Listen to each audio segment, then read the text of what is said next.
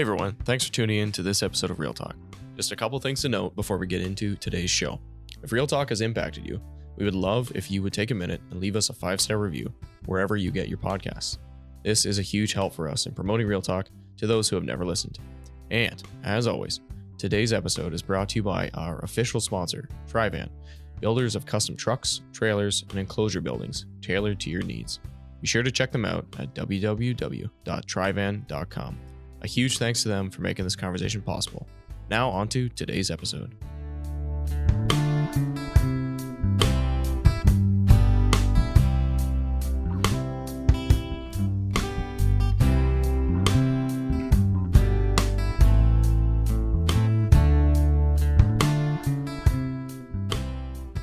Hello, everybody. Welcome back to the Real Talk podcast. This is Lucas hosting an episode on homeschooling. Yep, you heard it here, folks. We're talking about homeschooling today. So this is an interesting topic. I think it's one that's probably gained in popularity, I would say, over the last number of years, especially post-COVID. A lot more parents are thinking about this as a viable option for the education of their children. And a lot of people are, just interested and have questions on the matter. So we have in studio, in person, as our guest today, Andrea Veldkamp, who is a passionate homeschooling mom from Alberta. She was involved at one point with the Alberta Home Education Association, and she's thought a lot about homeschooling and is very, like I say, passionate about the topic. So we're excited to have you here in the studio to join us on the podcast, so we can learn a little bit more about what it means to be homeschooled, what that process looks like, what it takes for parents to get involved in that, and overall, what's it like to be a homeschooling mom. So welcome to the program. Thank you for joining us. Thank you for having me. Okay, right on. Just to start off, do you want to tell us a little bit about who you are, a little more, what kind of led you into the homeschooling world, and some of your background in that regard? Sounds good. So I live in St. Albert, Alberta. I have 4 kids. One has graduated and the other 3 are still actively homeschooling. So they're 11, 13, and 15. Nice. We did not homeschool right at the beginning. Our oldest did go to a Canadian Reform school in the Edmonton area. And we have a very different reason for homeschooling than I think a lot of people do now. We just wanted to try it. We wanted to see what some of the options were. We'd heard a lot about it. My husband had been exposed to it through some of the kids that he had met. And he just kind of mentioned it to me and was like, would you ever homeschool? And I said, absolutely not. I will never homeschool. Seems like a lot of work. I was going to say that's the classic homeschool mom thing. But I thought about it for a weekend. And when he asked me to seriously look at it, and I think by the end of the weekend, I was pretty convinced that we would at least try it. So finished off the school year and we got started the next year. And that's how we got started. And it took a definite turn after that. So did you just start with one child and then went from there? Well, it would have started with 2 then, because then my daughter would have started kind of in that, kind of early primary age. And at the time, I did not know a lot of people that homeschooled. So at the time in my church, there was only maybe 2 other families that homeschooled. So just kind of got to know them, asked them what they did, and pretty much just that first year kind of copied what they did just to get my feet wet into homeschooling. Yeah. Okay. So what, in that fateful weekend, in your research, what led you to be like, I think we want to try this option out for our kids? So the biggest reason my husband wanted to look into it is he was very interested in, when he was talking with a bunch of kids that had worked on a project, they said that they would have loved to have the freedom to pursue that project more and to have the flexibility in which to just kind of go down the rabbit holes. So he came home and he thought, these kids, if they had had the freedom and opportunity to delve deep into the thing they loved, if they were homeschooled, they could have done that. Yeah. So he had actually started off with the idea of, why don't we homeschool our kids in high school? And I was like, that's actually backwards. Most people homeschool like lower years and then send their kids to school in the older years. But I just kind of researched it. It was probably a lot of Google searching, I'm assuming at the time, because I don't think I had a lot of books at the time. Right. Maybe I borrowed a book or 2 from my cousin. She was like the only other person I knew that homeschooled. Yeah. But pretty much I kind of thought, well, if I'm going to do it in high school, I'm going to want to do it now. Yeah. Like, I want to figure this out now. So I believe that was like halfway through a school year. And so we just finished off the school year. And then in that school year, I definitely like researched more. Mhm. In Alberta, there's a huge homeschooling convention called, it's AHIA. So I think here it's called OCHEC, or like Ontario Home Educators Conference or something like that. Anyways, it's It very, rings a bell. yeah, very similar, but there's one in Alberta as well. It's absolutely massive. So I went to that with my cousin and did all the speeches and did all the researching. And after that, I was dead convinced that we were going to do that. So, and that's how we got started. Nice. Okay. And so what going into that, were you anticipating, like, I guess what surprised you getting into it? Maybe you thought, being a homeschool mom, it would be, probably this level of work or this level of commitment kind of thing. Like, was it a lot more than you were anticipating? And then also maybe speak to the role that your husband maybe plays in supporting that home education as well. Okay. So at the beginning, I think I had my eyes pretty wide open. I knew that it was going to be a lot of different work. So in some ways, it's so natural. It's just basically an extension of parenting, Sure. right? So Yeah. you're parenting your kids anyways. I still had toddlers at home. I'm still doing the same thing with them. I think I put a lot of pressure on myself that first year, just being like, oh no, they need to finish their schoolwork, which I was already told, like, remember, don't separate like schoolwork and life work too much. Like life is just life, Yeah, right? you're learning. Yeah, they're learning, Yeah. you integrate, right? Like definitely I had some time set aside for book work, but I tried to give myself a lot of grace that first year. In terms of the role my husband played, I'd say he played a bigger role later on. So at first I was pretty much able to handle everything, Yeah. no problem, because I was really I had, like my son would have been in grade 4-ish. And then my daughter kind of just learning to read. And this is the funny part. I was like teaching my second kid to read, Mhm. with my third one watching over my shoulder as I'm teaching Yeah. her to read. Yeah. And he then taught himself to read before she read. So he was reading, like, we have like videos of him reading Chronicles of Narnia at age 4. Like it was a Wow. complete accident. Like Yeah. he just picked it up because I was teaching the other one. Yeah. Yeah. Right. But definitely the role my husband played and then still plays now is that he takes over. There's a lot of the math with the older Oh, kids.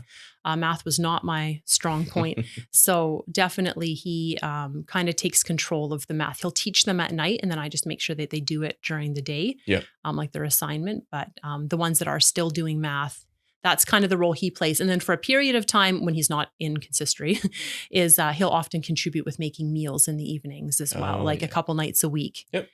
So that I can finish stuff up if I need to, or other work that I'm doing.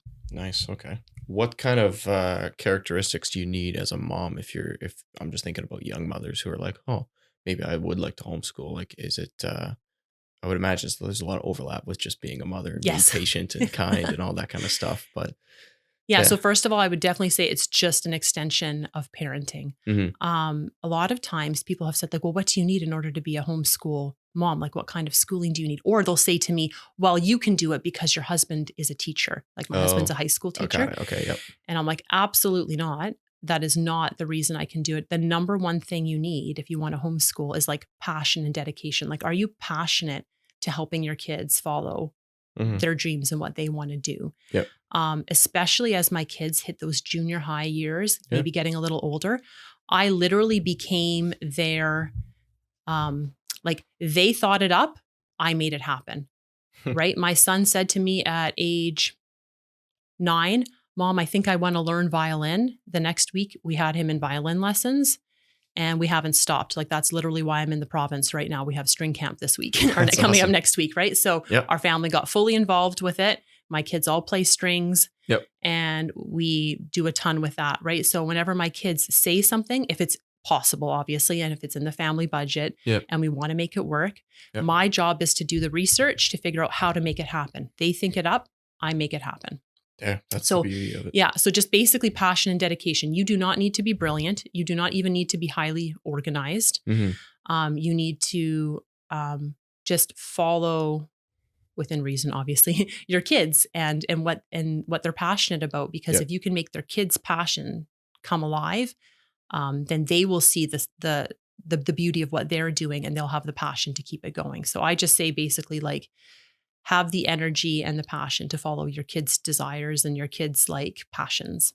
Totally. Totally. Yeah. That's the beauty of homeschooling. It's all Mhm. that time you get to craft to what you're really passionate about. Right. So, Right. Like but, statistically, if you even want to talk about it, like um, they'll say like the average like homeschooler who has entered university, mhm. what was the education of those parents? And they have among um, like it didn't it basically the statistic was it didn't matter what the parents' level of education was, college, university, whatever, Mhm. to the success of the homeschooled student in university. Hmm. Like it didn't There's no matter. correlation. No, because it No, was passion and dedication of that got course. that kid there. Makes sense. So Cool. that's an interesting stat I like to throw at people because I am college educated. I'm not university Yeah. educated. I have my diplomas. Yeah. The one thing I was really good at in school, like the sciences, none of my kids have a passion for sciences. So Yeah. all my biology knowledge is absolutely wasted. Not too bad. So one day maybe I'll get to use it, but no, they're much better in other areas that I wasn't as strong in. So that's kind of neat to see. It doesn't matter that I wasn't as strong as in it because they just follow that passion. Yep. Yep. Passionate. Probably a degree of organization, I would imagine as well. Yes. Yeah. But I also want to be hesitant that I say that because I have seen some parents who wouldn't categorize themselves as organized or they're concerned about homeschooling because they're like, well, I'm such a disorganized person. I'm all over the place. Yeah. But if you have the ability to be organized enough to like follow help your kids, Yeah. Yeah. then that's the necessary amount. Yeah. Or that you use tools to help yourself, keep in place, right? So or Like keep online organized. type of tools or Yeah, or like books. lists, I don't know, Lists. Yeah. things like that. Yep. A little online like check boxes and things like that. So Well, even just routines, right? yeah, Kids love routines. Yeah. So, yeah. Yeah. Okay, cool. What kind of time commitment? Because I'm assuming you're like a stay-at-home mom to do Yes, this. yeah. So you don't have to be a stay-at-home mom. In fact, like there have been times where I've like taken care of other kids while I've done Oh, this. nice. I Yep. also have the opportunity to contract out with the job I did have before kids. Yep. Or during kids as well, that I can contract out certain hours. Yep. So depending on what your comfort level is like or what kids you're teaching, you can work. At this point in time, at this moment, I don't work Yep. outside the home. I just volunteer for a lot of committees. But this is the one that always surprises people with the amount of time things take. So the cool part about homeschooling is you can get all your kids together in the morning. So not that everyone has to follow this routine, but I thought it'd be easy if I just kind of told you what I do. So my kids wake up in the morning and at a natural time. I mean, it's not like my teens sleep until noon and it's not Yeah. like we start at 7 a.m. because that's when the school bus goes by. Like they all wake up at 8. They have breakfast. They do their morning chores, which consists of, like cleaning up the kitchen, cleaning up their bedrooms. I do not live on a farm, but I imagine if you had farm kids, you could incorporate that. That's also when they do their farm chores. Yep. But we have a set time in the morning that we all get together in the living room or in the sunroom or around the table, depending on where we kind of want to. And we Yep. do what we call morning time. Yep. So we do start off with devotions. And then our kids also compete in provincial Bible quizzing. So they work on their memory, their Bible quizzing verses. And then we have a few subjects a week that we do all together. So it doesn't matter if I have a grade 1er and a grade 12er. We do a whole bunch of things in the week together. So I'll do things like a picture study. So we are studying an artist, or we study a composer and we listen to a piece of music and talk about it. These are things that take very little amount of time, but it gives them the appreciation of arts. Okay. And then sometimes we'll read Shakespeare How do you together. do that with different grade levels then? So like, for example, let's just take the picture study. Yeah. I have a big picture. Let's say we're studying Van Gogh. So we'll take a Van Gogh, pass the picture around. The kids all need to observe it. Yep. I will ask kid number 1, what did you think about this picture? Yeah. Well, I liked it because of X, Blue. Y, and Z. Yeah. I liked it because there was a cat in the picture. Yeah. Next kid, like, can you tell me something about this picture? And then maybe your questions get a little more Nice. complicated as you get to the older ones. And the beauty of this is I can do this all naturally now, Mhm. but there's actually resources out there that exist that you can have a book that prompts you with the questions to ask. Oh, wow. Right. Okay. So we'll get into that, I'm sure, when we talk about resources, but, Yeah. and it's those little, we call them like the beautiful subjects, like where it's just gentle things in the morning. Sometimes at that point too, my older ones might have, something they're working on. They'll leave. And then with my littler ones, we do a read aloud. Like we do so many read alouds in a year. I'm always reading aloud. We are always listening to audiobooks. Yep. We get through probably 15 to 20 novels a year, like in a school year. Wow. If I didn't, we listen to them on the drive to Ontario. Yeah. So we get through so many books that way, and and their vocabulary just increases by that. So after that morning time is done, which often takes about an hour total. So let's say we've gone from 9 to 10 as all together time. Then the kids have until lunch to do their individual work. And this is things that are going to be individual because of their level. So things like math. So maybe 3 of my kids will take out their math around the kitchen table. And then it almost looks like as if I'm tutoring them because they're all working on different things. Yep. But I will walk around and help them if they have a question. And if they don't, I'm probably just doing something in the kitchen, getting something ready, right? Getting a snack ready, whatever. And then because they're all older at this point, they know the individual work that they need to do in that morning. Yep. So then maybe the next one pulls out they actually have very few things that they do separately. It's mostly their language arts and their maths that are separate. Okay. And then my one that's kind of the oddball out, she has her own sciences, but again, works on it on her own, although I poke my nose in quite often because I just find it interesting. Yeah. But the general idea is that by the time lunch rolls around, they're done their schoolwork. They have done our together time and we've done their individual work. Yep. So then we settle down and we have lunch. Nice. And then after lunch is kind of just free time. I run around the house and do any laundry, any whatever. Often some of my kids will practice their music then. If we have any afternoon activities, like classes or things that we have booked, we'll do that then. We often will go meet up with friends then. Yep. The afternoon is kind of our free time. Yeah. I'll probably get into some of the classes they take a little bit later when we talk about like opportunities for homeschoolers, but that's kind of our day. And because if we stay at home a lot in the day, like let's say in the morning, we've stayed home doing our schoolwork and in the afternoon, they've practiced music and have free time, having those evenings booked up for catechism classes, we do Bible quizzing, maybe the odd sports thing, doesn't feel as much because we've been home. Oh, I totally remember that from the catechism days. So if you've been in school all day, Yeah. and then so for me, Tuesdays I had school, Yeah. I had an afternoon basketball practice, got home, scarfed down a meal, straight to catechism, right? So it's kind of back to back. So these kids have now had the opportunity to relax, find their own free time to do things. Those evening activities don't feel as much then. That's true. I grew up in a church in Spring Creek Church, and there happened to be a bunch of homeschooling families in that church at the time. So it never seemed, well, I shouldn't say never. It never seemed like overly weird because it was kind of like an even mix, or like at least a third of the church kind of homeschooled. It felt like that. So there was always a solid contingent, but you could totally tell like my homeschool buddies who would show up to catechism would have way more pep and energy. And the rest of us would just slog off the bus, get home. Yeah, you're right. You have an after school job or you have a practice and it's a mess. Yeah, for sure. So you definitely get that gain of energy in the evening. I think so. Yeah, I think so. So yeah, we kind of tried it when we're scheduling things. We're like, if they have a consistent evening activity on Thursday nights, make it that maybe Thursday afternoons we kind of have off, like free time, that we don't schedule a gym class for that afternoon, or we don't schedule a... That was going to be my next question is how do you do that? Do you mix in with other families for phys ed or gym? So my particular scenario is hilarious just because of what has happened to the homeschooling world. We used to be one of 3 homeschooling families in my church. I think at the last count I made, there are 17 homeschooling families in my church now. Wow. We are between 1/4 and 1/3 kids homeschooled. Wow. So when I first started homeschooling, I belonged to something called, we called it the Homeschool Christian Fellowship. So it was just any Christian homeschoolers in Edmonton. Yeah. And we would get together for like museum days or field trips and things like that. Yep. And we're at the point now where that group is kind of slowly dissolving because it's not necessary anymore. I literally have it just within my own church. Wow.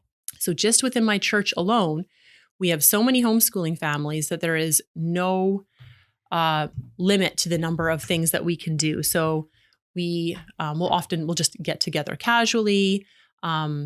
The community, I think, has also, as a result of some things that have happened, there's a lot more homeschooling families. There's like the rec centers now have homeschool gym classes in the middle of the afternoon. Oh, wow. We have Cool. a gym. I don't know if you've ever watched Ninja Warrior.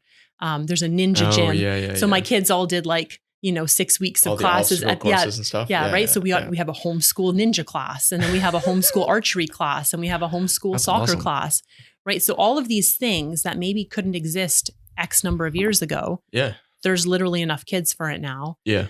We have 9 kids that play strings in my church now. Yeah. Right. So you can, there's just so many more things. So I don't go looking for opportunities for my kids to get involved in programs. They literally come looking for me, and I have to start saying no.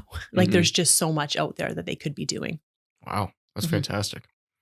Okay. Maybe switching gears, then we'll get into resources a little bit, Sure. for parents looking to get into it.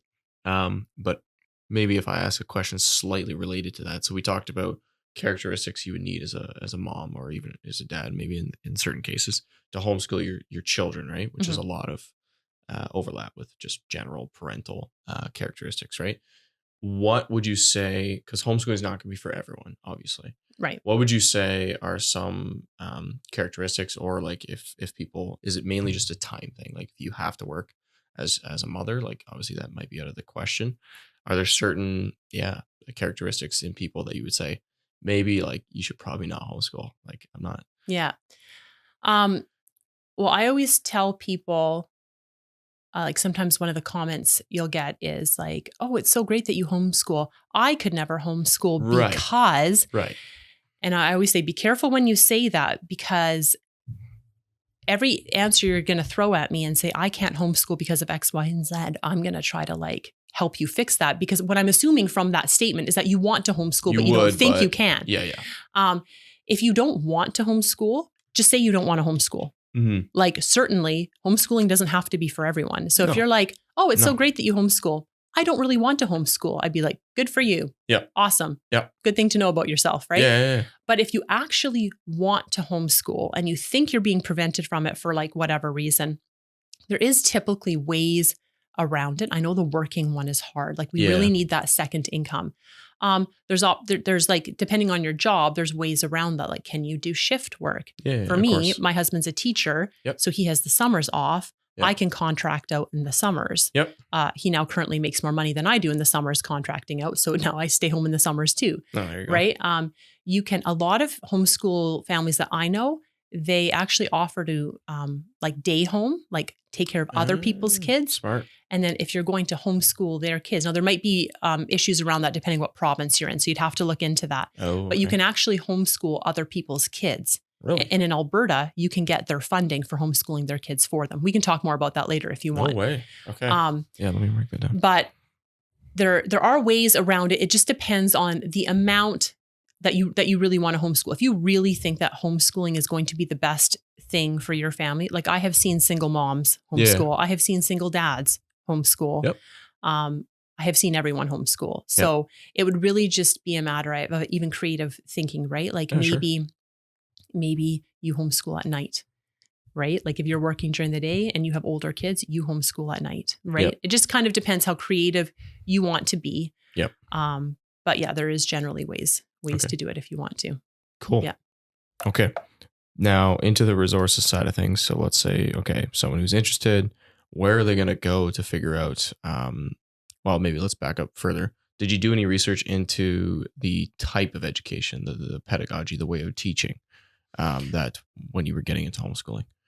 Right. So I have resources kind of broken down into 2 categories. Okay. So before, because people are always interested in oh, how did you teach your kids math? What resource did you use? Yeah. I'm well, back up. First of all, you need 2 other types of resources first. If you want to know about homeschooling, you need to know how to homeschool and why you want to homeschool. Okay. So there's kind of 2 books that I recommended for that, because I hate when people would throw me stacks of books. And I always try to find the skinniest one possible, because make it easy on people. So the very simple why, if you're curious about homeschooling and you want to know why, or the reason around why you'd maybe want to homeschool, I have two books that I really liked. One was called Awaking Wonder by Sally Clarkson. And it just talked about like sparking joy and sparking imagination and curiosity in your kids. So that was Awaking Wonder by Sally Clarkson. Mm-hmm. And one that has been huge in the homeschooling world for years is called For the Child's Sake. And that one was probably pretty instrumental for me. Like, yeah, the whole reason why you're doing this. Mm-hmm. And then people always love to get practical. And then we're like, how do you actually do it? Well, one that's a little bit of why and a little bit of how is a really tiny, skinny book by Sarah Mackenzie called Teaching from Rest. Okay. All of these are like readily available, super easy to find. I really like the Teaching from Rest. In fact, I have read it once or twice a year for the last 10, as long as she had it out, because I actually started homeschooling, I think, before she released it. Okay. But she's like one of those moms that you can really take her word for it, because she had like twins while she was like writing the book. Oh, like boy. It's like she was really in the trenches. Yeah. So those are books that when people are interested in homeschooling, I kind of try to give them those ones, right? Just get your feet wet. And then people say, okay, we want to do this. Let's look at resources. Like, where do you go? I always tell people, watch your kids. Look at your kids and see how they like to learn. Yep. Because if I have a boy, which I do, one of them, who just wants to be outside all day, you cannot load that kid down with book work. No. You cannot like, to him, I say, okay, you want to go jump on the trampoline? Go jump on the trampoline 20 times. And then here's your math book. It's on. Here's your it's times on. tables. It's on the porch. Yeah. Right. Or chant your times tables as you're on the trampoline. Yeah. Or hammer this in, and for every 10 hammers, like do a math question. Right. And then I have one that's completely opposite, and I cannot rip a book out of his hands. So I'm like, you get this book back when you can show me that you've done X or Y or whatever, sure. Right? Then you can have your free reading time, right? Like I have to restrict the number of hours that he gets to read. So first of all, I'd say watch your kids and see what kind of learners they are. Yep. Also, like don't spend a lot of money on resources right off the bat. If you can go to one of those conventions, absolutely go to those conventions. They give you lots of free stuff? But also you can look through everything. Oh, yeah. Sure. Right? And I go to my friends, like even now, 10 years in or however many years I am in, we're still borrowing and exchanging things because like they can get expensive, right? For so sure. we ask friends what they used. Yep. Borrow, see if you like the look of it. Yep. There's a lot of curriculum that's just called open and go curriculum. So it's like all ready for you. And you as the parent, like read the instructions and you go. Okay. I am not what they call there's a word for it. Like the type of mom that likes to do lots of crafts and get really messy, and unit studies, I think they call that. Oh, yeah. Right? Yeah. Where my kids are like, okay, we're studying ancient Egypt. You must go build a pyramid. Build a pyramid out of sugar cubes. I'm like, I would rather poke my eye out with a needle. Like, I hate any of those types of crafty things. And I don't actually have any crafty, messy kids either, ironically. Okay. So that all works for me. Yeah. But if they were to tell me, like, read about this and then go travel here, I am so much more like, or go to a museum and find an exhibit about that. My kids are way more likely to do that, or go get out a whole bunch of books on this. My kids way love that, or act it out. Like my kids love acting out. Like we would read Shakespeare out loud and they would make their own plays. Oh, cool. So everyone has different kids. So watch your kids, see what your kids love to do. And then don't spend silly amounts of money on things that you don't need to, like borrow, go to a convention, look, ask people what they use, stuff like that. Yep. Okay. So pretty wide open. Some people like to homeschool for the sake of like using classical education. Mm-hmm. Do you know any people who do that, or have you had any experience with that at all, or you can't really comment on that? Yeah. Too well, much? And I can a little bit, like, so we would kind of classify, there's like a bunch of streams of homeschooling, right? Okay. So people will talk about like the classical homeschoolers. And it's funny, if you look online, I'm sure you'll find like memes about all of them, right? So there's like the classical homeschoolers, they all learn Latin. Oh, yeah. And they all do classical conversations, and they all play violin, and they all do this. And so people make fun of me that, they think that I'm a classical homeschooler. I'm really not. There is a Charlotte Mason, which is all about like being outside, nature studies, short lessons. You view the child as the whole person. So you can there's actually some neat books on the different kind of homeschooling methods as well. I would definitely say that over the years, I started classical. I probably drew back, went a little bit Charlotte Mason, and then kind of am just eclectic now. Like I use so many different resources from so many different things that just fit my kids. Yep. So definitely you might come across in your research like, oh, this is a classical homeschooling resource, or this is a Charlotte Mason resource, or this is a Montessori resource. Yeah. You can try to label yourself if you want. I find it easier to not. Like Okay. I just use what looks right for me at the time. Yep. So yeah. Okay. Based off your kids, basically. Yeah, based off my kids. See how your kids learn. Got it. No, that makes sense. Okay. So we did touch on resources a whole bunch. Is there any like particular like websites or anything we could direct people to? So in terms of purchasing resources, so I'd always say to people, hold back on a lot of it because you can do so much with a library card. So if a budget is something that you're concerned about, you can homeschool, I would say, with a library card. Mm-hmm. If you had your internet and a library card, you could homeschool. Yeah. Now some people, because you can also print off math sheets or whatever, right? Course. Like you can do all those things. In terms of purchasing actual resources, if you know what you want to purchase, I kind of have one website I use. They're actually Canadian Reformed and they're right in Canada. It's Heritage Resources. They're based out of Carmen, Manitoba. Yep. And that's pretty much where I use all of my consumable or my resources from that I do need to purchase. Yep. I like to support Canadian and I like to support Reformed community if at all possible. So that's mostly where I get my resources from. Absolutely. Yeah. Cool. Okay. How about we touch on the provincial aspect of homeschooling? Sure. Because you did mention that earlier and it will differ from province to province. Absolutely. So you can obviously speak to the Alberta experience, but I know a little bit about Ontario. Yeah. Okay. Only because there's not a lot to know about Ontario. Okay. Well, yeah. Okay. Well, and that's kind of, I would say we have a majority Canadian listenership, probably 80-85%, and then probably a lot are in Ontario, Alberta, BC. Okay. So maybe can we compare those three? And absolutely. If you can speak to BC a bit too. I can try to speak to BC. Yeah. So in terms of provincial oversight for homeschooling, I use Ontario when I'm trying to describe the new thing that happened in Alberta. So I use Ontario as my example. So in Ontario, as you probably know, there is zero funding for homeschooling as well as for reformed schools, right? So there is zero funding at all. So you simply notify the government that you are homeschooling. The government goes, see you later, bye. Yeah, we'll take your tax dollars. Yeah, we'll take your tax dollars. So which school are you sending your tax dollars to? Yeah.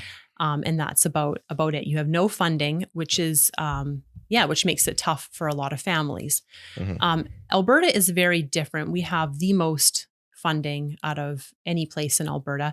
In fact, I would say it's often said that Alberta is the best place to school in general, just in terms of choice.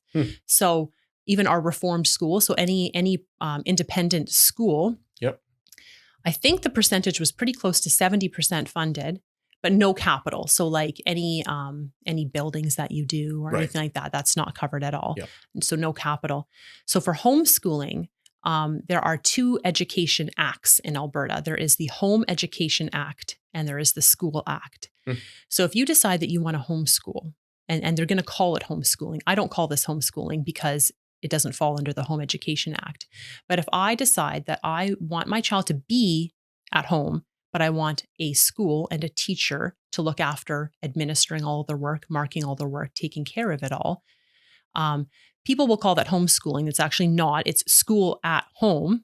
And it falls under the Education Act. And that is like fully funded because it's like under a public school. So it's like what, hiring a tutor or no? No, because they have to log on at certain times. They're basically just, it's like going to a public school, but you're doing it at home. Yeah. And you still hand in all your assignments, your teacher marks everything.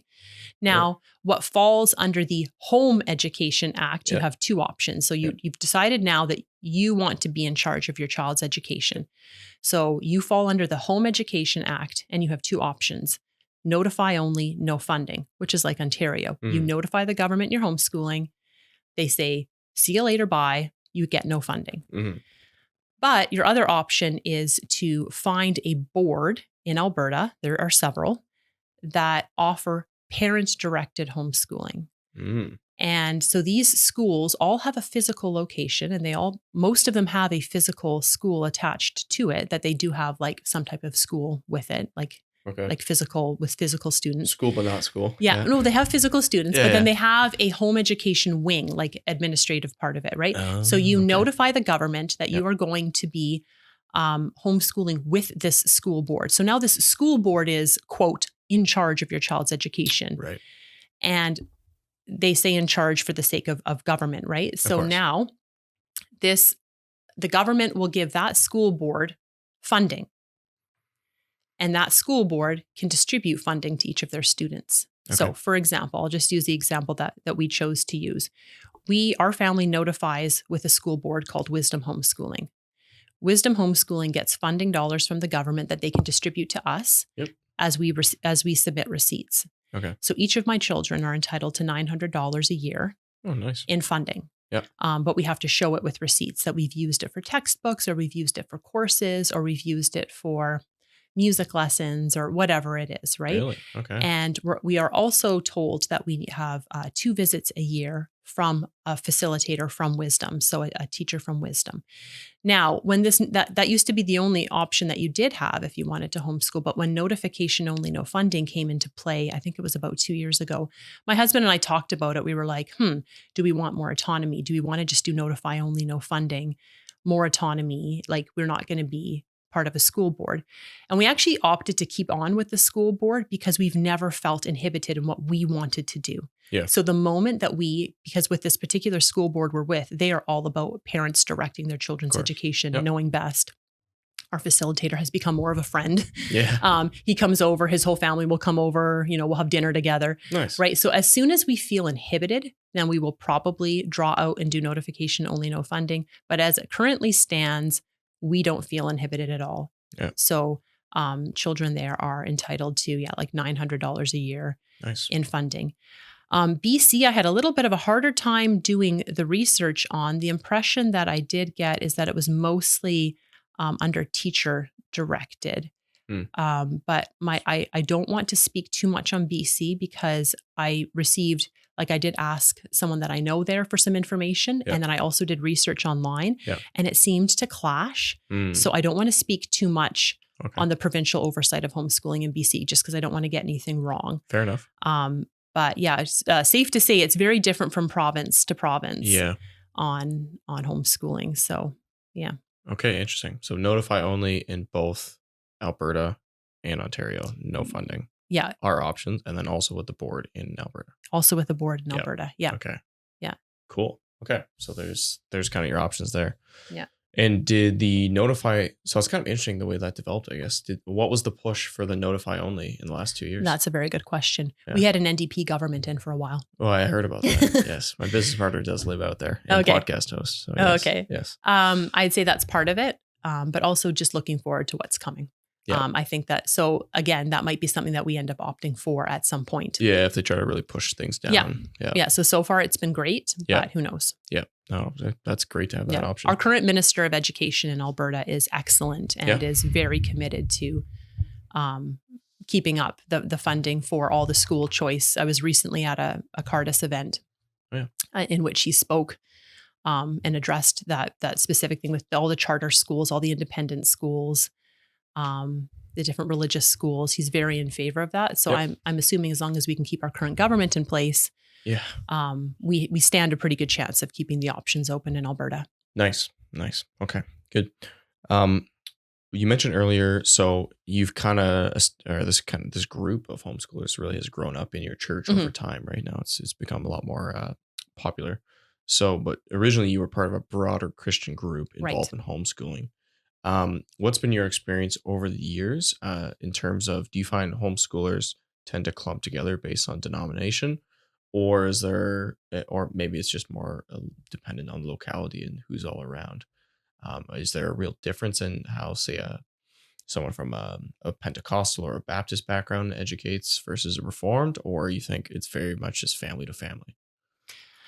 I think it would depend family to family. So yes, like when we first started homeschooling, we became part of a support group called HSCF, Homeschool of Edmonton, right? Edmonton homeschoolers. And it was just Christian homeschoolers. So there was Baptist, there was Pentecostal. And that really did become my family for about 5 years before homeschooling picked up in my church. And I would say when you get a bunch of actual Bible-believing Christians together, it was very little difference in how we home educated, first of all. Yep.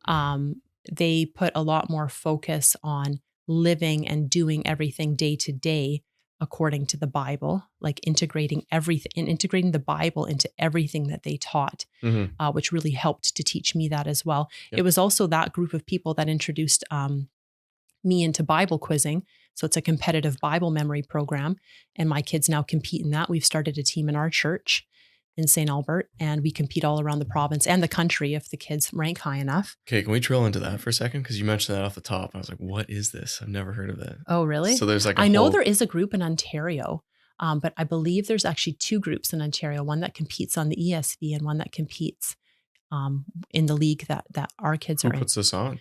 So it's actually a ministry of the Alliance Church. It's been around for over 40 years. Okay.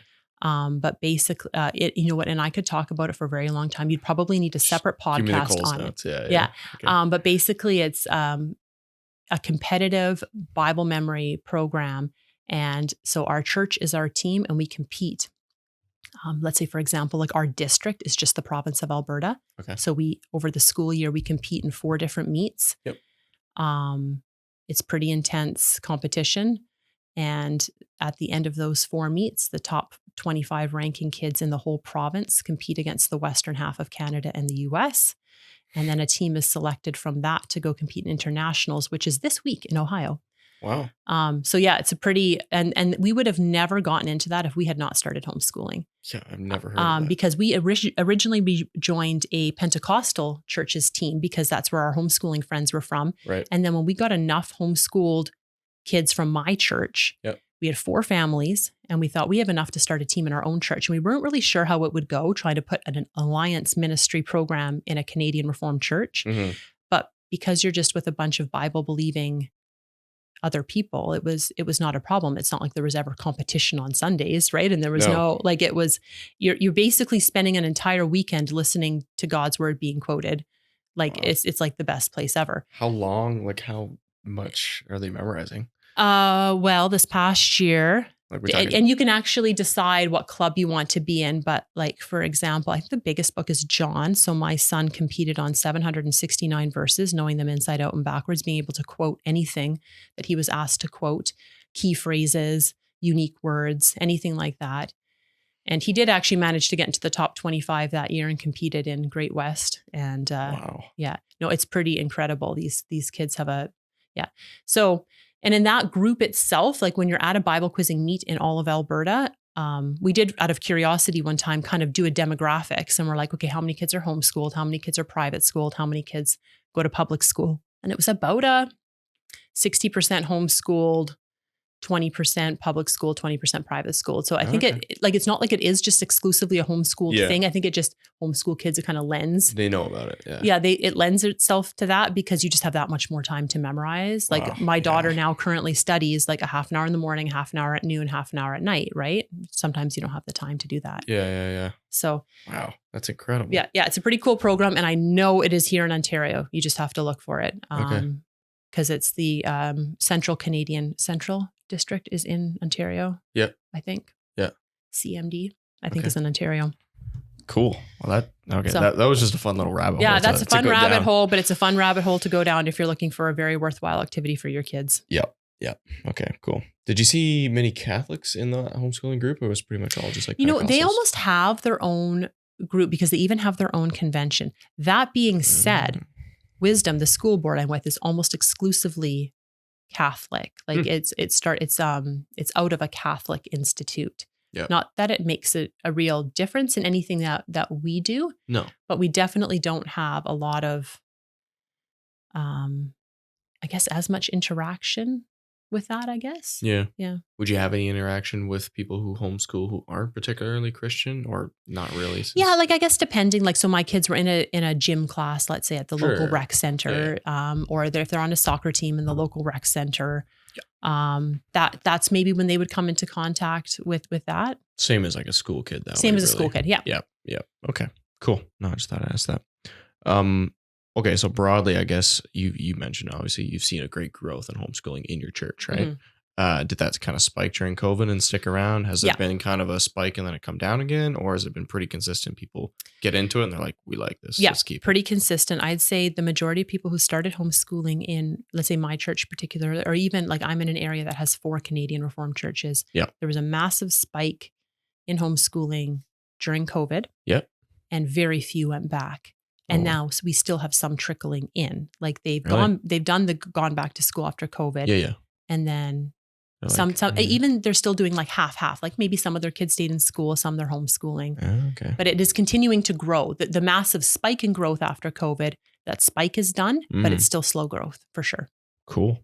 Oh, that probably is great for you guys in the homeschool community, right? You get more people together and you're able to support each other better and stuff. Yeah. It's got to be positive. Is there any negative sides to that growth, or you're as a Not homeschooler really. happy to see We've been able to do, like this past year, we started a homeschool band because we have like 30 older kids, like 30, kind of age 12 plus kids. Right. So when I was one of 3 families homeschooling in my church, I was watching my son grow up and I'm like, shoot, he's going to have he might be one that I have to put a bit of effort in because we're not seeing a lot of kids his age. And that very year, another family moved to our church with a boy his age. Oh, cool. And they became very good friends and they also homeschooled. But now I'm looking at it and I'm like, my younger kids will have no such problem. We're like almost having to turn, like, we're not turning people away, but we're like almost having to turn people away because we have like over 30 kids in a homeschool band. Yeah.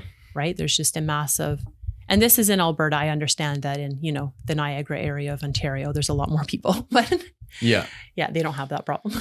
No. Well, I live out in the Brantford area and there's a big homeschool community in my church too, in Brantford. So it's definitely popular out here as well. Okay. I actually probably should have asked this question earlier because it's kind of the obvious question that people always raise when you talk about homeschooling is, what about your kids' social levels? I was going to say, what about socialization? Yeah, socialization. That's the big one. So how have you tackled that as a homeschool mom, and how do I tackle the question, or how do I tackle the perceived problem? Both. Yeah. So the perceived problem, and then also when people ask you.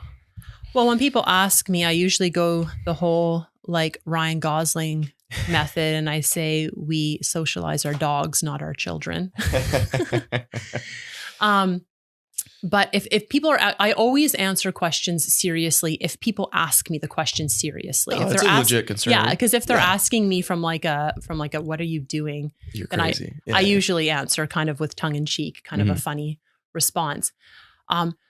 That question is a complete myth, and I think it's only proved itself more and more to me as the years go on. Okay.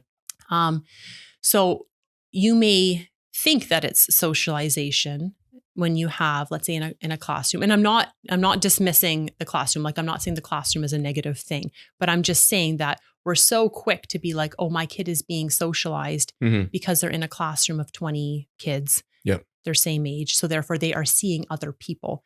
But just because you're around a lot of people does not mean you are being socialized, whatever that means. You are being forced to associate. That is not necessarily socialization. Okay. Socialization is like meaningful contact. So if I'm in a classroom, and I talked a lot as a kid, I still do. Shocking. And on every single report card, it would say, like, she would do better if she talked less. Yeah. So I'm not quite sure why we think that our children sitting in a classroom are being socialized and having meaningful connection, because we're not supposed to be having meaningful connection at that point. Recess is maybe a different story. Well, there's a lot of give and take in a school setting, right? Yeah. Like So recess, gym class, right? A lot of differences there that you can actually have, like, meaningful conversation. Bus rides, maybe you can have meaningful conversations. Yeah. But when I have my kids all together in the morning, we are learning how to interact with each other and we are socializing. When they are doing their activities in the afternoon and they're at a gym class or they're going to a friend's house, we live very close to my parents, so they're biking over to my parents' place. Yep.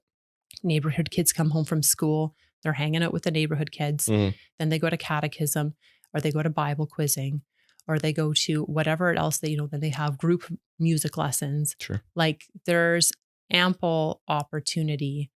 And if the concern is like, I don't know, there used to always be this whole, like, homeschool kids are weird in the way that they socialize. perhaps they socialize like differently, but just in a way that we would look at, let's say, I don't know, for example, someone coming here from like another culture and we're like, oh, they do that differently. That doesn't mean it's the wrong way to do something. Like I always think it's the funniest thing in my church when I watch these kids all chat. And my church is so cool because everyone integrates. Like there is no, this kid's homeschooled, this kid's not homeschooled. Cliquey, yeah. Everyone just integrates and it's really, really cool. But when I see like my 13-year-old son's friend just like walk up to my dad and like strike up a conversation with him, and they're chatting, about whatever for like 15 minutes. And then I see a bunch of these other kids, a mixture of kids that go to school and kids that are homeschooled, and they all go walk up to the minister and they're asking him questions. And then he's drawing something on a piece of paper to explain it to them. Like, I don't see this perceived problem of socialization. Like, I don't understand it because I don't see it.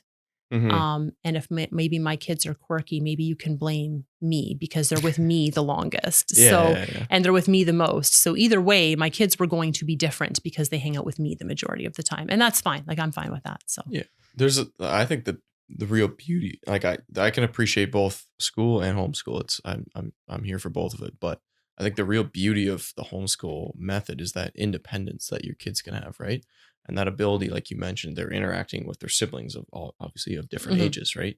There is certainly a valuable degree, I think, of, call it what you want, let's say socialization in a school setting where you're with your peers, people of the same age. That's good. That's valuable. Absolutely. Yeah. And you do learn a lot of, I think, from my opinion, the interpersonal skills in hey, I have a granola bar, you have an apple, let's do a trade. There's all these like little things at recess and here's how you play this game and this is how you interact with other kids. And there's like I say, there's this give and take of human life together, right? Yeah.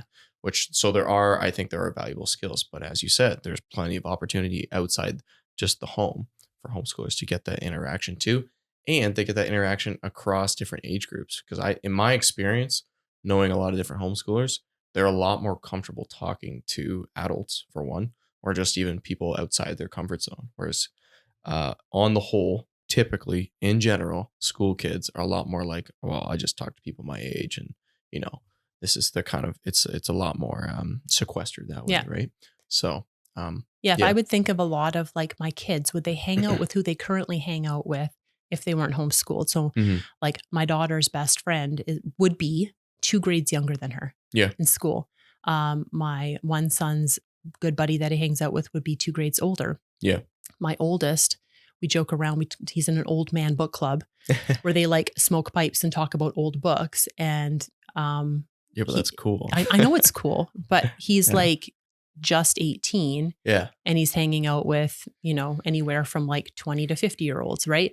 So there's a very different like age. It doesn't matter then, but you are right with when you're in a classroom, I think you pick up social cues. So maybe when people say like homeschoolers are weird, perhaps it's because they haven't had the repeated opportunity to like pick up social cues. I don't necessarily think that that's a bad thing, but like to be able to read social cues. And then that just comes down to like a training opportunity. Yeah. Right. Like if I notice that one of my kids is not picking up on like a cue, you just remind them. I think the trade-off there is, again, I'm speaking in generalities here, but the trade-off is like, if you send your kid to a school, yes, they will probably pick up on social cues a little more quickly, perhaps, but you also risk like falling into groupthink, I think a little more too, and losing some of that independence, which I know our schools try to do a good job of fostering, but there is only so much you can do in a 15, 20, 25 person classroom, right? Like you just have to move at the class's speed. Whereas the homeschooler, you have a lot more of that independence. And you can teach those cues, although there's a real range. There's a real range in homeschool kids I've found over the years. Well, and they're always going to be, right? Like just like they'll say, oh, homeschool kids are weird. I'm like, well, I went to school and I'm pretty weird. So like, it's not just a homeschool thing. Like I've met plenty of interesting or quirky public schooled kids. So my mother-in-law always says she still homeschools I guess sister's in-law still. Yeah. She's like, oh, have you met public school kids? Like, they're weird. I'm like, my husband teaches in a public school. So there are some interesting public school kids. So there's weird kids wherever you go. Yeah, for sure. It is. I think it is honestly just a question of trade-offs, but there's value in both for sure. For sure. Okay. One topic we got to hit, obviously, because it's kind of the crux of the issue. Homeschooling versus sending your kid to a local reform school. I would say, and feel free to push back or correct me if you think this is wrong, but probably traditionally over the years, there was a negative view towards homeschooling, largely for the fact that like, we're in this together, we're working hard, we're scraping together money to run and fund these Christian schools. And if you're homeschooling your kid, while you're not directly against that necessarily, you're not really helping with the cause. This is kind of the generality. You're not really helping the cause, and people don't appreciate that. People have a negative view that way. Now, I think we've seen a shift in that, and you mentioned it. I think we talked about it off air before the podcast, but just myself being a young parent thinking to the future in my mind, and now given my wife grew up homeschooled, homeschooling to me it's an option. Like, we'll see how it goes. We'll consider it. And I don't think we're alone in that. I think a lot of parents kind of think about that in today's day and age. So I think that stigma or that stereotype is decreasing, but it's definitely still there, and it was there historically. So how do you address that as a homeschooling mother? Both, like you say, there is a good local reform school in your area. So how have you had conversations with, I'm sure you have, with people who send their kids to the school? And what are those conversations like, and how have you addressed that question over the years? Those are lots of questions in one. I would say there has been a shift. And if you go historically back, like why were the reform schools started? So I'm going to probably use the word Canadian Reformed in this case, just because that's where I went to church and school, Canadian Reformed School. Yep. Obviously, I'm United Reformed being in the same mix. But if you think about when the immigrants first came, it did make a lot of sense for them to have to try to have this goal to start a school, because at the time there was there was public schools, and I think there was also like Christian Reformed schools starting as well. Yep. So for example, like my dad went to a public school, but on Saturdays, they were taught Saturday school. So the elders of the church would have catechism and Bible classes and all those things that they weren't being taught in a public school. So it made a lot of sense to pool the resources and try to start a school. So those are good things. And now that time has, let's say, passed, it doesn't mean that those schools are not necessary anymore. It still makes sense to pool resources. Definitely many things have been said to people who have maybe chosen to take their kids out of school or not send them to the school.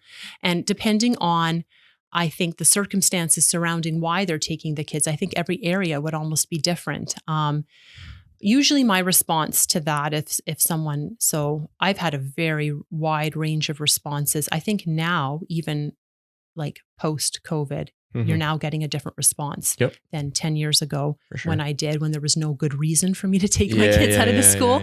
Right. So I remember being told everything from like, oh, like, that's really too bad. Like, we're going to miss your support in the school to, well, you're not fulfilling your baptismal vows. That's a strong one. I was like, oh dear, am I not now? Okay. That's crazy. This escalated quickly. But my general response to that is, if you as a parent are enjoying your freedom to choose to send your child to a Canadian Reformed or a Reformed school, then you also need to understand that other people in your church also have the freedom to choose where they're going to send their kids to school. So just because you have a freedom to do something doesn't mean that everyone needs to choose that thing. And we also need to understand that and appreciate that everyone's going to have a different choice, right? Like, the choice to start the school was a very good decision. Even something like language, right? All of a sudden, these immigrants were coming from Holland. They were pooling their resources together to start a school. Some of these kids, when they were starting in the school, didn't know how to speak English, right? Like, it really did make sense to start these Reformed schools. And then, like, it's a bit of a different time now. And I would actually go so far as to say that in some places where they're pushing very hard to start Canadian Reformed or just Reformed schools, in some cases, that is actually not the most stewardly decision. Hmm. Like when you have an established reformed school and it's just kind of running, right? And Yeah. it's kind of like ebbing and flowing, like gaining membership, or in some cases we see they're like exploding at the seams and they need to split in some Yeah. areas, right? Yep. But there are some areas in Canada where they are trying so desperately to start a reformed school that sometimes it is not the most stewardly decision to Mhm. try to do that. Like if you're going to be pulling away so many resources from the church community, perhaps that's even asking current homeschooling families to stop homeschooling so they can send their kids to the school so that they have enough people to start a Yep. school. Yep. I would really caution that that idea and just see, like, is that the most, like, is starting a school the most stewardly thing to do right now? And that can even be a personal question you ask yourself when you're thinking about where to send your kids to school, like when you're weighing all the options. What is, like, including in the conversation, what is the stewardly decision here? Mhm. Yeah. Right? The schools they're a tool, right? That's what Yes, they're they're a set tool. up. Yeah. They're a tool to help parents fulfill their baptismal vows, no doubt, and educate their Mhm. children. But it is not the only way. Like the kids are not the tool for the school to stay open. Yeah. And I really like the way that you said that, because I can be called, like, as a church member, Yeah. I can be called, like, the school in my area does something called a school drive. So once a year, like, Yep. a representative calls and says, like, are you able to donate money?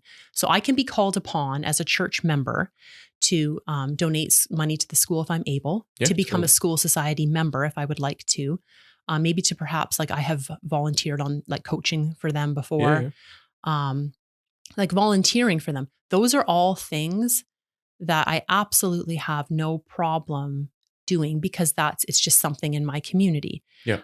But when there is pressure given or insinuation given that in order to support the school, you need to send your children there, that's where I draw the line, because my children are not a commodity to be traded. Like, Yeah. God gave them to me to make decisions about them and for them.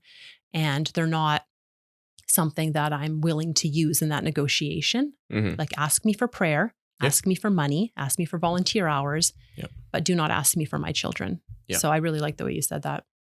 Yeah, that's it would be fair for people to hold you to account in terms of you need to educate your educate your children in a Yes, yeah. Christian manner, right? But yeah, you are doing that, and that's fulfilling your baptismal vows. So it's not fair for people to make that accusation. So That's another thing I've really seen too in our church is, like, recently changing a bit, which is very encouraging, is that when the ministers are in church praying, like, never, ever, ever, it was always like, we pray for the schools, we pray for the teachers in the schools.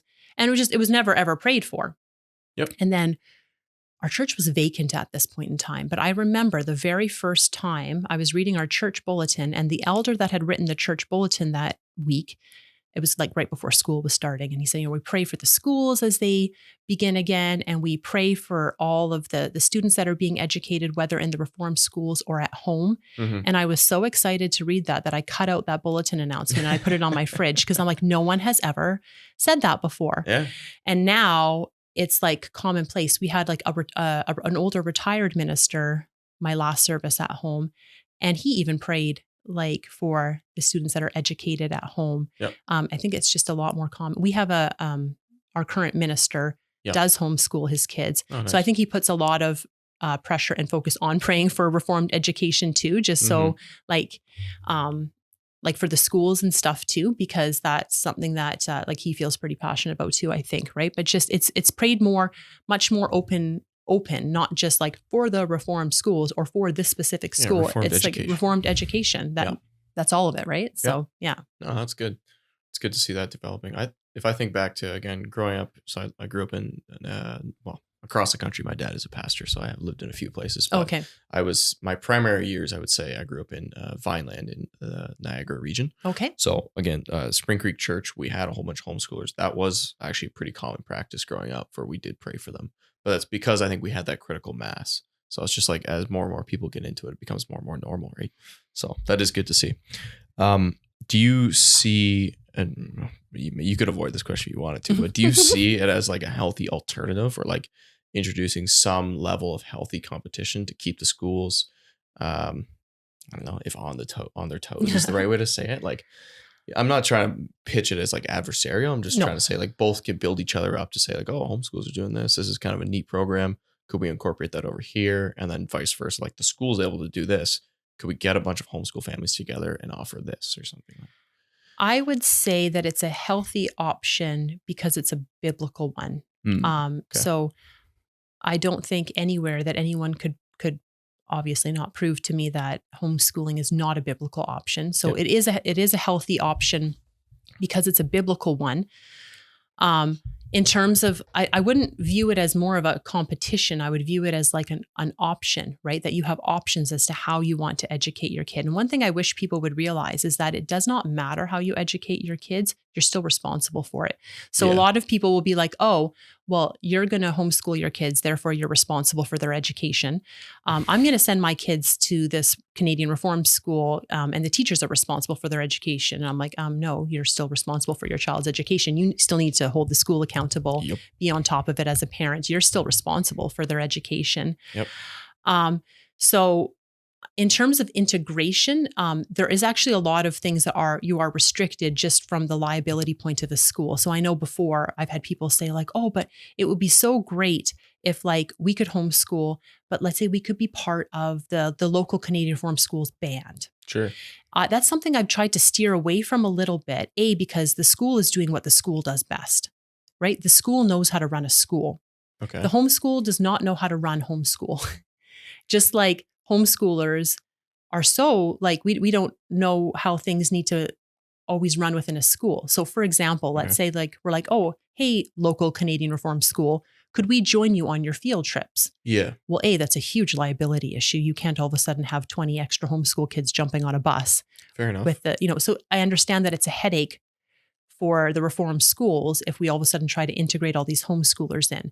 So if a Canadian Reform School can find a way around it to integrate homeschoolers into certain like of their programs, like great. But personally, that is not something I push for because my local Canadian Reform School is like bursting at the seams anyways. Fair enough. And we as local homeschoolers, like we really don't need their programs at this point in time. There's enough options for us on our own. Right? Like we have our own band. Yeah. We can have our own science. Like if we wanted to get together for some science classes, like any option that my kids could get in the school, I can find as a homeschooler. Yeah. And it's not that I don't want to associate with the school. It's just that they have enough on their plate. Yeah. So legally and just in terms of ease, I would rather not. Now, I know some people have also talked about just specifically in Alberta, because you can have like a board, right? Yep. So, what if the Canadian Reform School just became also a homeschool board and you could register under them? Yeah. I know some of the Canadian Reform Schools in Alberta have also looked at that, but also again, Canadian Reform Schoolers don't know how to administer homeschooling because that's not their thing. So I would find it probably restrictive. So at this point in time, I have found it healthier to just be like, there's the school and there's the homeschoolers, but we integrate nicely as people. We don't need, I don't want to pressure them with like, hey, can you do this and this and this for us homeschoolers, right? Like that doesn't seem fair. Yeah. So it doesn't seem practical on like a structural, institutional side of things. Correct. To collaborate. Okay. Yeah. But then in a church setting, obviously, or whatever. Yeah. Yeah. One thing I would say with the church and the school, like my church specifically, we integrate quite well, but as a maybe something of note for, let's say, like the school society is that making sure that the church still remains the communion of saints hub, I guess is the best word I could use for it. Yeah. Right. So oftentimes you see like in the school, there is such a culture in the school, right? Like there's and I'm not saying that in a bad way, but there is such a life in the school. Good or bad. Yeah. Yep. Right. Like you have the school and it has its sports teams and it has its drama teams and it has its music and it has this whole life force in the school. And you can get so lost just living and existing in all of the activities that belong to the school that you forget that you have a church that exists. Yeah. So many times people put so much energy and work into the school that they forget that the school is an extension of a parent's choice of education. And it's not like the communion of saints, like that belongs, like you can have communion of saints within the school, but we kind of neglect the communion of saints within the church. And when we, so even something as simple as if you're sending out things that are happening in the school, but it's only accessible to people who go to the school, like you're sending out all these ads and it's only going out to people who are in the school. Right. Okay. You're missing out on singles. You're missing out on seniors. You're missing out on, let's say, parents with young kids. You're missing out on homeschoolers, like all the people who aren't necessarily involved with the school. Yeah. You're missing out on. So you would prefer to see that go to everyone in the church? Yeah. Like we kind of, do you remember that image of the triangle, like the church, home, and school? Totally unbiblical, by the way. I would love to see. Oh, wow. Are we going to do another rabbit hole? I mean, we got 20 minutes if you want. I would love to see that image of church, home, and school be repainted, like be redone, because it gives way too much power to the school. Because if you think about it, there's the church and then there's the home, like church and home. Sure. Family, right? Yeah. But not everyone accesses the school. The school is an extension of a parent's choice. And yes, there is a church school. Like, don't get me wrong. There is a like Canadian Reformed or United Reformed school, but it's an extension of a parent's choice. What's the origin of that? Origin of the triangle? Yeah. Oh, I've done some research. Yeah. It was just, honestly, it was probably meant to just be a simple, lovely, like explanation.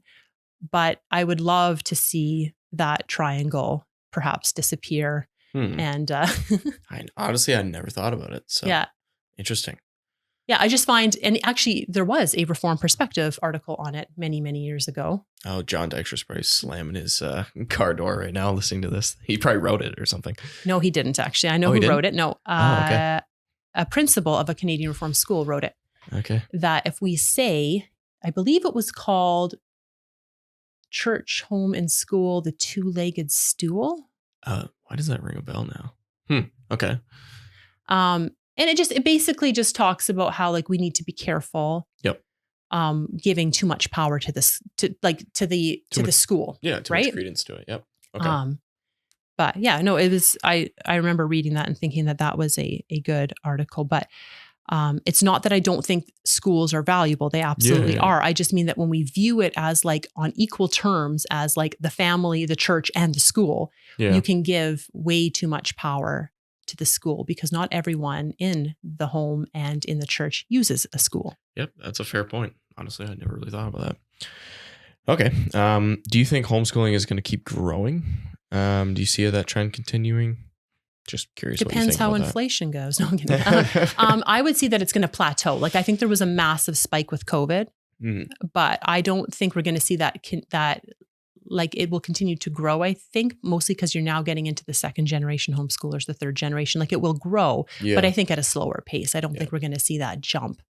The money is honestly it's a huge thing, especially out here. Yeah, yeah, it's unreal. Yeah, I know. If you think it's bad out west, I can imagine what it's like out here. I did some like really quick number crunching just for research sake before I came on here. And I mean, that is insane. No, like again, as a young parent, like, and I own my own business, like I'm not doing poorly generally, but like the numbers are tough, especially if you do own a home with mortgages being what they are. Like it sucks. And also if you have kids in, I believe in different schools, like I think you get some type of break. Yeah. So like the Canadian Reform school that I went to, it was a K to 12 school. So like you paid one tuition all the way through. Yep. It used to be that the tuition was based on your income. But now they just changed it. Now it's based on like where your oldest kid is in school. So like if you have a kid in grade, 9, this is the tuition you pay. And then it jumps when your kid goes to high school. Yep. But yeah, we usually are like, well, at least it's less than Ontario. Yeah, I mean, people have found a way and probably will continue to find a way. So absolutely. You work hard and God provides, and it is what it is. Yeah, but absolutely. The math is not favorable if you look at it on paper. Like it's not mathing. Wow. Yes, the math is not mathing, but God will bless it all in the end, I think. And for sure. Yeah. Okay, so I guess we're heading towards the end of the pod here, but just to kind of sum things up, do you want to go through some of like, I don't know, you could pick a number, 2, 3, 1, whatever. top challenges and then top like rewards or like favorite things you love about homeschooling maybe? I love about homeschooling is that I got to spend all this extra time with my kids. So if you start homeschooling your child right off the bat, so let's say they would normally go to school in kindergarten, graduate grade 12, Yep. you have over 17,000 extra hours with each of those children. That you are their primary influence. I enjoy hanging out with my older kids. They enjoy hanging out with me. I've gotten to go on so many different like excursions and trips with them and all these things that we would have never done. So just speaking about the tuition thing, if my kids had been in school, we would have not been able to afford doing music. Yep. And if we could not afford doing music, I wouldn't spend every single summer driving to either BC or Ontario to spend a week at string camp. And my kids have made all these connections and all these friends. Yep. And we wouldn't have done Bible quizzing, we wouldn't have traveled all the way around Western Canada competing. Yeah. We wouldn't have had the time for that. We have way more time just as a family to enjoy each other. And I think it's sanctifying for the mother to homeschool. And I'm not saying like that's the reason to it, but oftentimes you'll get the comments like, oh, I could never be so patient, or I could never like, I am not a patient person. I don't know if you've met me, but I'm not a patient person. But you grow in sanctification and you realize how much that daily time with God is needed. So yes, there's frustrating days, but you get to see each of your kids' firsts. So just like you got to see them walk for the first time, or maybe say their first word, or maybe like learn to ride a bike for the first time, I got to watch my kids all learn how to read. I got to see them all like trying to figure out like the distribution, whatever that math process is, distributed property. It's the one thing I'm good at in math. I got to see them like do their first dissection. I got to see them do like all these cool things, fly an airplane, like crazy things that we would have never done if we hadn't homeschooled. And just like freedom of time would be the number, huge. Like just the amount of time that I've been able to give my kids back. Yep. They're not on the bus an hour and a half each way every day. So time, I think that's the biggest gift I've given to my kids with homeschooling. Yeah. Cons. I've worked my life, basically kind of around homeschooling. So I've had to become less selfish. I have no idea what I'd be doing if my kids were in school. Yeah. I tried to think about that at one point because my youngest is going to grade 6. So let's say the last 6 years, all my kids had been in school. I imagine I probably would have gone back into the workforce. I imagine I probably would have picked up a few contracts. Right now, when I feel like I have time, I can't do anything like consistently. So I end up just volunteering, doing things, volunteer work. And my kids just volunteer with me. So I imagine I'll just keep on doing that. But for cons, like I can't say there are a ton. Yeah. I really can't say, I should probably spend more time with my husband. Because you have so much fun homeschooling. Because, we sit and we'll chat, but we'll chat about with the kids and we'll chat about, so that is one thing, I guess, my word of advice. If you're going to start homeschooling, make sure you spend time with your spouse, maybe.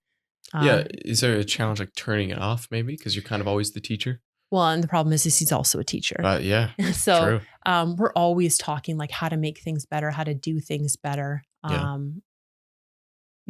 So probably just spending more one-on-one time with your spouse, because then the kids are literally always around. Yep. So I have an off time, like at like 9:00, the kids aren't allowed to ask me questions anymore unless there's like an emergency. Nice.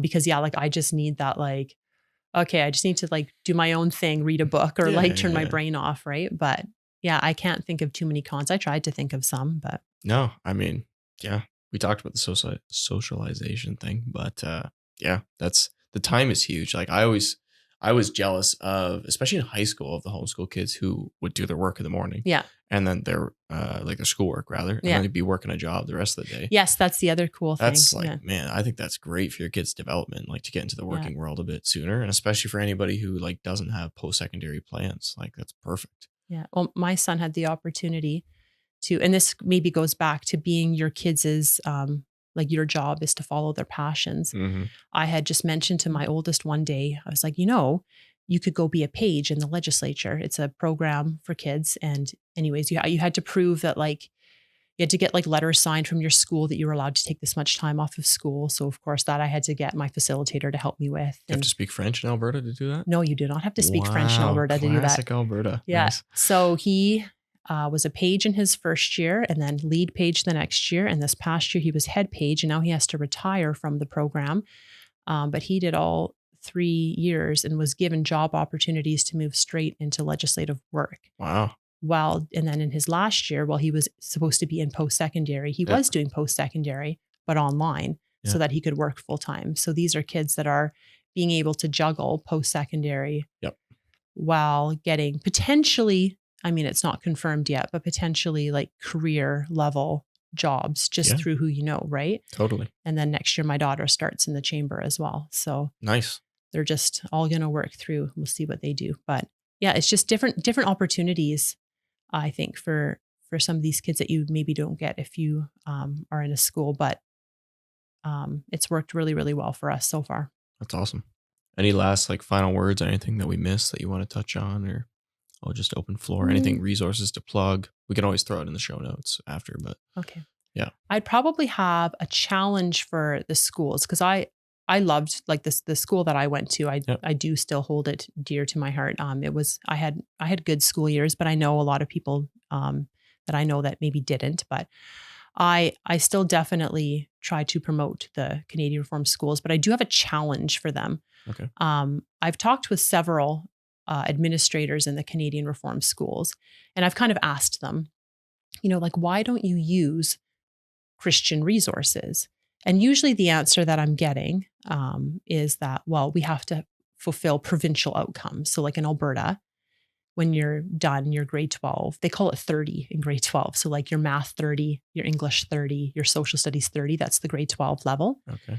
So when you graduate, you need to write those exams, your math 30 exam, your social 30 exam, your English 30 exam. And from what I know, or from the schools that I know, they just use the provincial resources for that. So my question was like, well, why don't you use Christian resources for that? And the answer I was given is that it's easier to take provincial resources and make them Christian, like than to take then to take Christian resources and make it fit the provincial outcomes. And I respect that. I understand that that's very hard to do. And I do truly think that the Reformed schools do try to live in faith every day. Like every subject is integrated, that they put it in, and they have teachers that walk their faith. I truly believe that. Yep.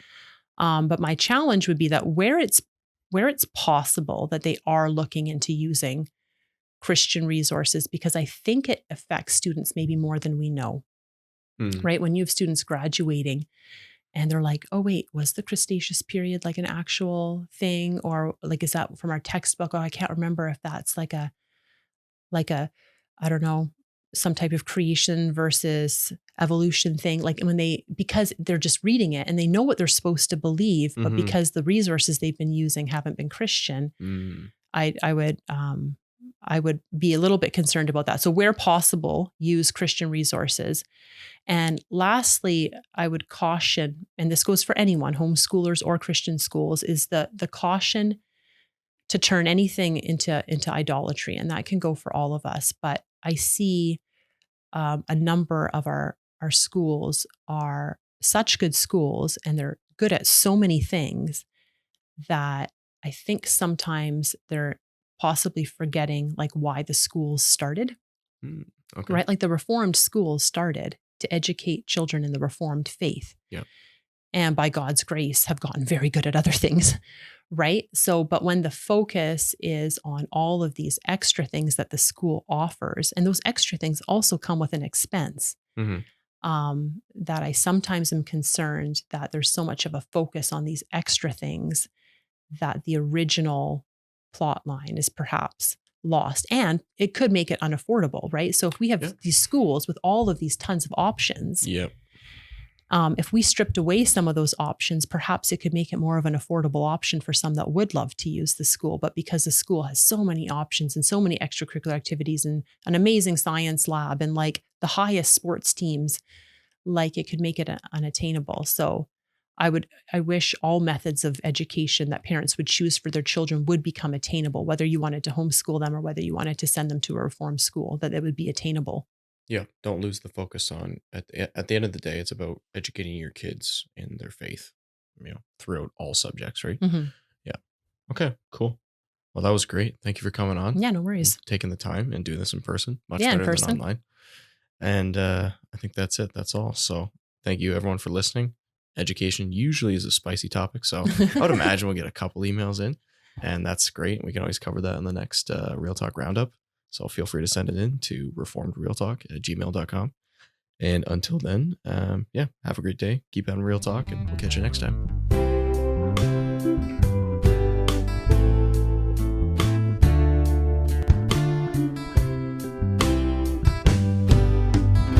Thanks for tuning in to this episode of Real Talk.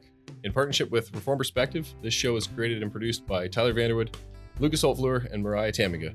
We really appreciate you taking the time to listen or watch the show. If you have any feedback for us or ideas for future guests or topics, please let us know. You can reach us at reformedrealtalk@gmail.com. Be sure to also follow us on social media. You can search Reformed Real Talk on any of the platforms. We should come right up. Also, leave us a review, preferably a 5-star one, on any of the podcast platforms. That would be greatly appreciated. That's all for now, folks. Keep having real talk.